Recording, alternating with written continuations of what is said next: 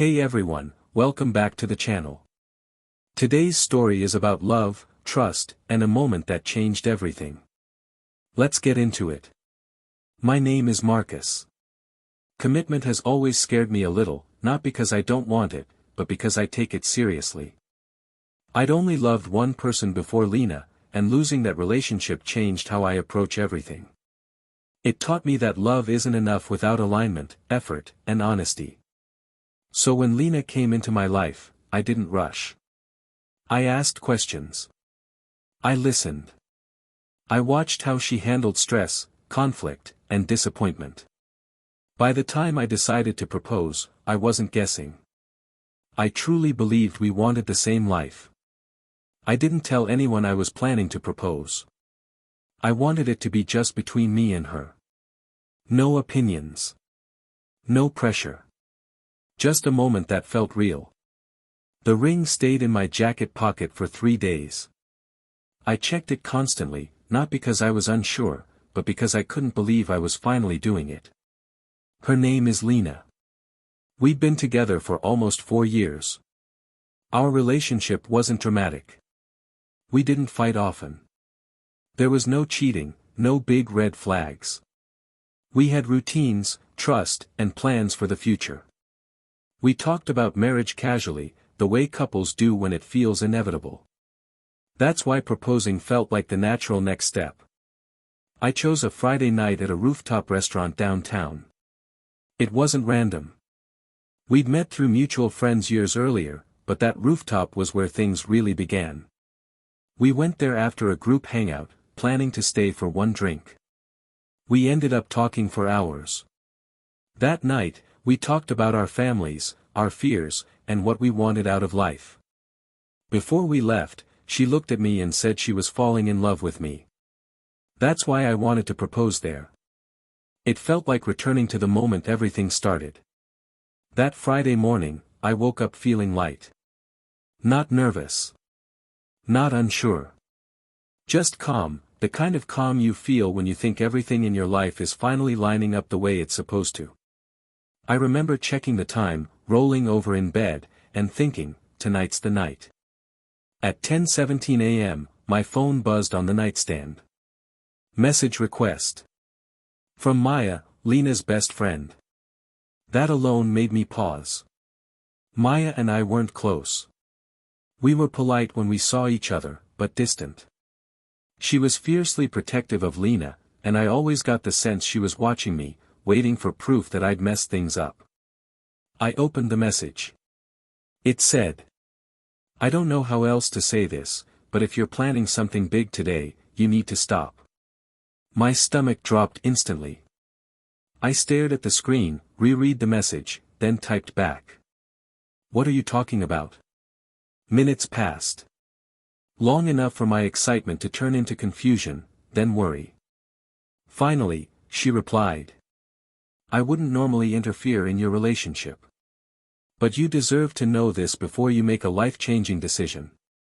Then my phone buzzed again. Screenshots. Messages from Lena. At first, I didn't understand what I was reading. I read the first message twice, thinking I'd misread it. Then I read it a third time. "He treats me perfectly, but I don't think I'm in love anymore." My chest tightened. I scrolled. "I stayed because it feels safe." Another scroll. "There's no spark." Then the message that stopped me completely. "Sometimes I wonder what my life would be like if I'd chosen passion instead." My hands started shaking. Not because the words were cruel, but because they were calm. Measured. Honest. There was no anger in them. No guilt. No confusion. Just someone quietly admitting they'd already moved on. I messaged Maya immediately. "When was this?" Her reply came fast. "Last weekend." She was drunk. She cried afterward. "I didn't know whether to tell you, until I heard you might propose." I slowly set my phone down and looked across the room. The ring box sat on my nightstand, closed, untouched, like it belonged to another version of my life. For a moment, I thought about ignoring everything. I told myself everyone has doubts. That people vent when they're emotional. That love fixes things over time. But deep down, I knew the truth. I couldn't get on one knee without knowing where Lena really stood. So I picked up my phone and called her. She answered almost immediately, her voice light, like nothing was wrong. "Hey babe." That's what made it harder. She sounded normal. Relaxed. Comfortable. I didn't ease into it. "Did you tell Maya that you're not in love with me anymore?" There was a pause on the line. Not the kind where someone is confused, the kind where they're deciding what to say next. I could hear her breathe out slowly before she spoke. "She shouldn't have shown you that," she said. In that moment, I knew. She didn't ask what I was talking about. She didn't deny it. She didn't sound surprised. That was my answer. Still, I needed to hear it clearly. "So it's true?" I asked. She sighed again, heavier this time. "I love you," she said. "I'm just not in love with you anymore." I stayed quiet, letting the words settle. Then I told her the truth. I was planning to propose tonight. Her tone changed immediately. "What?" she said. "Oh my God." She sounded shocked, not happy, not relieved, just caught off guard. For a brief second, I waited. Hoped she'd say something that would change everything. Instead, she said, "Maybe this isn't the right time." That sentence hit harder than anything else. After almost 4 years together, after everything we'd built, suddenly there was no right time. No fight for us. No certainty. Just hesitation. We didn't argue. We didn't yell. There was nothing left to say. We ended the call quietly. I sat there staring at my phone, replaying our entire relationship, the trips, the plans, the conversations, trying to figure out when love had slowly turned into something she stayed in out of comfort instead of choice. And I realized something I hadn't wanted to admit. She hadn't just changed her mind. She'd already been gone. A few minutes after we hung up, my phone buzzed again. It was Maya. Her message was short. "There's something else you should know." I stared at the screen for a moment before opening it. Part of me already knew this wasn't going to make things better. Then the next message came through. "She's been talking to her ex." My chest tightened. Before I could even respond, another message followed. Late-night conversations. Emotional messages. This has been going on for months.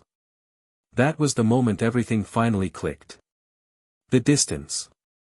The hesitation. The way she talked about the future without excitement. This wasn't confusion. This wasn't a phase. She hadn't just fallen out of love, she'd already started looking backward.